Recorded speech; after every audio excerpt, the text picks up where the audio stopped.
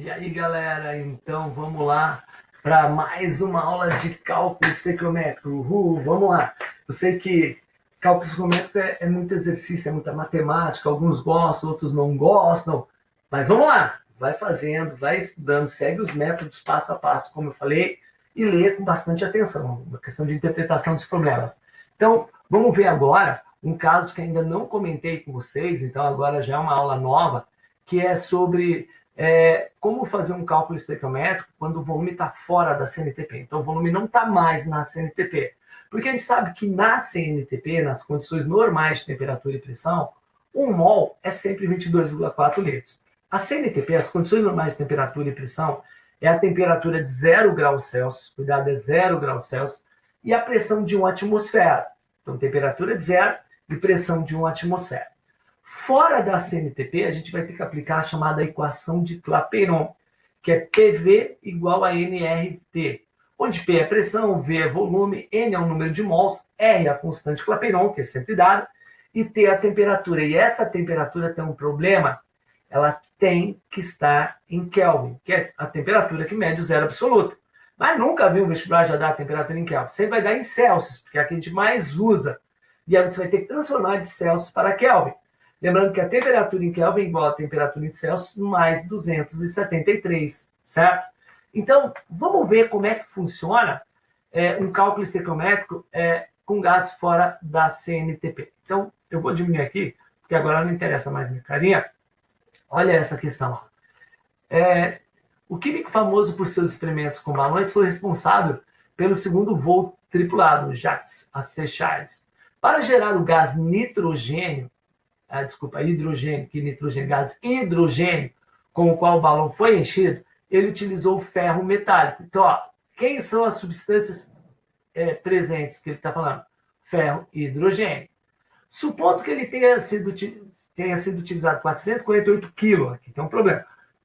Mas a gente vai resolver. De ferro metálico, o volume em litros de gás hidrogênio nas condições ambientes.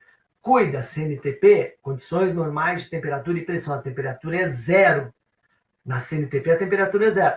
Nas condições ambientes, a temperatura é considerada em 25 graus Celsius e a pressão de 1 atmosfera, certo? As massas são do hidrogênio 1, ferro 56. Primeiro passo, verificar se a equação está devidamente balanceada. E ela está. 1 mol de ferro reage com 1 mol de ácido sulfúrico, formando 1 mol de sulfato ferroso, mais 1 mol de hidrogênio. Ó, você tem 2 hidrogênios, 4 oxigênios, 4 oxigênios, um enxofre, um ferro está balanceado. Mas, de fato, quando não aparece númerozinho, ou é porque os coeficientes valem 1, ou talvez não estivesse balanceado, mas aqui está balanceado. Primeira coisa, verificar o balanceamento em qualquer questão de estequiometria. Segundo passo, verificar as substâncias envolvidas, é o ferro e o gás hidrogênio. Essas são as substâncias envolvidas. Terceiro passo, verificar as grandezas envolvidas. E quais são as grandezas? É o problema que vai dizer. 448 quilograma. Quilograma, se eu não me engano, é massa. Então, massa é grandeza envolvida. E aqui, ó, aquele direto, volume em litros. Então, eu quero volume. Só que esse volume fora da CNTP. Para o ferro, eu trabalho com massa. Para o gás hidrogênio, eu trabalho com volume, certo? Quarto passo, relacionar as grandezas com o número de mols. Lembrando que eu tenho 1 mol, 1 mol, 1 mol e 1 mol. Para cada 1 mol de ferro, eu vou ter 1 mol de gás hidrogênio. E o último passo, né, é você, aí ó, 1 mol, 1 mol, é você aplicar a lei de Proust. Então, esses são os passos. Verificar se a reação está balanceada, verificar as substâncias envolvidas, verificar as grandezas envolvidas, relacionar essas grandezas com o número de mols e aplicar a lei de Proust, que é a regra de 3. Então, vamos fazer isso? Então, olha só, resolvendo a questão. Primeira coisa, eu sei que eu tenho 1 mol de ferro produzindo 1 mol de gás hidrogênio, se você lembrar, é o que a equação anterior dizia para a gente. Ó.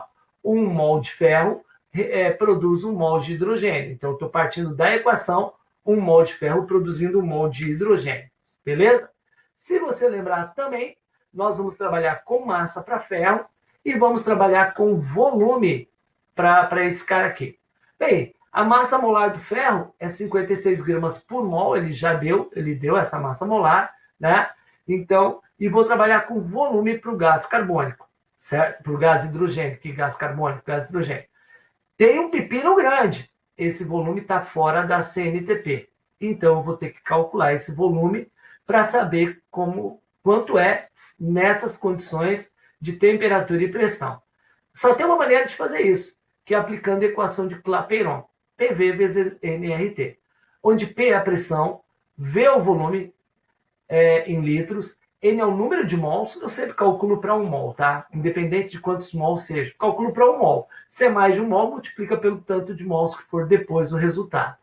É a constante Clapeyron. Normalmente, quando a pressão está em atmosfera, eles vão dar a pressão em atmosfera, a constante Clapeyron é 0,082.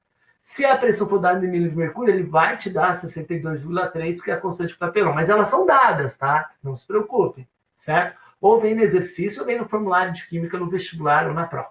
Perfeito? Bom, o que nós temos de informação, então?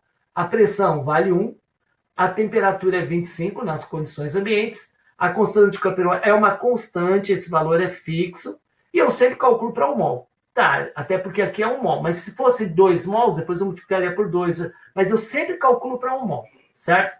Tem um problema, eu não posso usar a temperatura na escala Celsius. Então, eu vou ter que transformar. Lembrando que a temperatura em Kelvin é a temperatura em Celsius mais 273. Sempre tem que ser em Kelvin. Então, aplicando 25 mais 273, eu vou ter 298 kelvins, né? Então, agora eu vou fazer o seguinte, eu vou pegar a pressão, substituir aqui por 1, o volume, perdão, é o que eu quero calcular, o volume eu quero calcular, vai ser do volume de 1 mol. N é o número de mols, sempre eu calculo para 1. R é a constante Clapeyron e a temperatura em Kelvin está aqui. Perfeito? Então, vamos substituir ali. Então, está lá. 1 vezes o volume, pressão 1, volume, número de mols 1, constante Clapeyron, temperatura em Kelvin. Certo? Fazendo as contas, eu vou ter que o volume é de 24,44 litros. Esse é o volume de 1 mol. Claro que a reação já estava balanceada com 1 mol. Ah, mas professor, se fosse 2 mols, eu jogaria aqui? Não, como eu disse, eu sempre calculo 1 mol aqui, e depois, se é para 2 mols, eu multiplico por 2 o volume. Se é para 3 mols, multiplica por 3. Mas eu sempre prefiro calcular para 1 mol, certo? Então, vamos agora aplicar. Se 1 mol de ferro aqui, se a massa molar do ferro é 56 gramas por mol e eu tenho 1 mol, eu vou ter 56 gramas. O volume de 1 mol nas condições ambientes, que a temperatura é de 25 e pressão de 1 é 24,44. Se eu tenho 1 mol, eu tenho 24,44. Então, cada 56 gramas de ferro que reagem produz 24,44 litros. Bom, o problema é ele quer saber para 448 quilos. Cara, 448 quilos. Como aqui está em gramas, eu não posso usar em quilos. 448 quilos é 448 mil gramas, poderia usar assim. Ou mais fácil, 448 vezes 10 ao cubo gramas. Tanto faz usar assim ou assim, mas tem que estar em gramas, beleza? Eu preferi assim para trabalhar com números menores. E aí, fazendo, então, a aplicação da lei de Proust, né? Ver a proporção que existe aqui, tem que ser a proporção que existe aqui. Se eu não consigo ver proporções, só multiplicar em cruz, tá? Só multiplicar em cruz, certo? Multiplicando em cruz, você vai ter que x vai ser igual a 179,52 vezes 10 ao cubo litros.